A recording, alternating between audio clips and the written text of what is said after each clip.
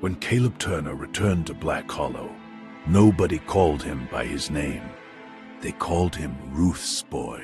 22 years earlier, his mother had died inside the old white house at the end of Mill Road. The house nobody wanted, the house people crossed the street to avoid. The house church ladies said still smelled like smoke and sin. At the county auction, the building was listed as abandoned property, a burned house, a dead woman's house, a house full of shame. The auctioneer opened the bidding at $5,000. Caleb sat in the back row wearing a black coat and a face no one could read. Then he raised his hand. 50,000.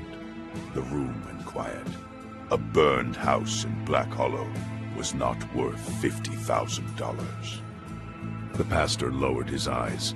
The retired sheriff stopped chewing his gum, and Caleb's aunt, sitting near the front, whispered one word: no.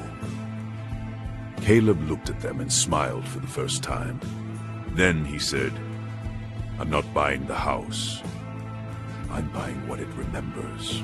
Black Hollow was the kind of town that looked forgotten, even when people still lived there.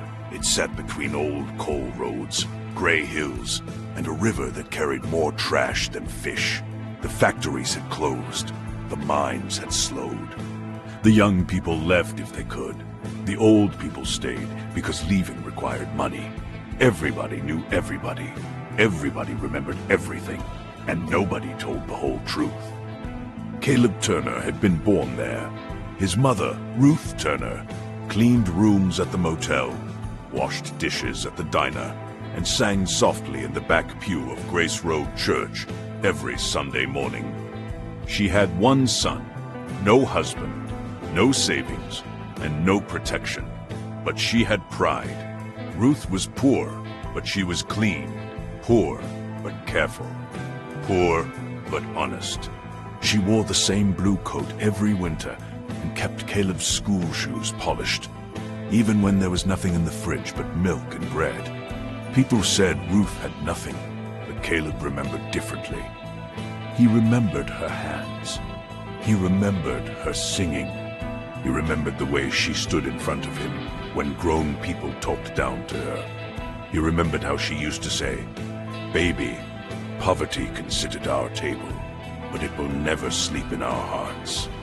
Before the town destroyed Ruth Turner, she was not famous. She was not powerful. She was not educated in the way people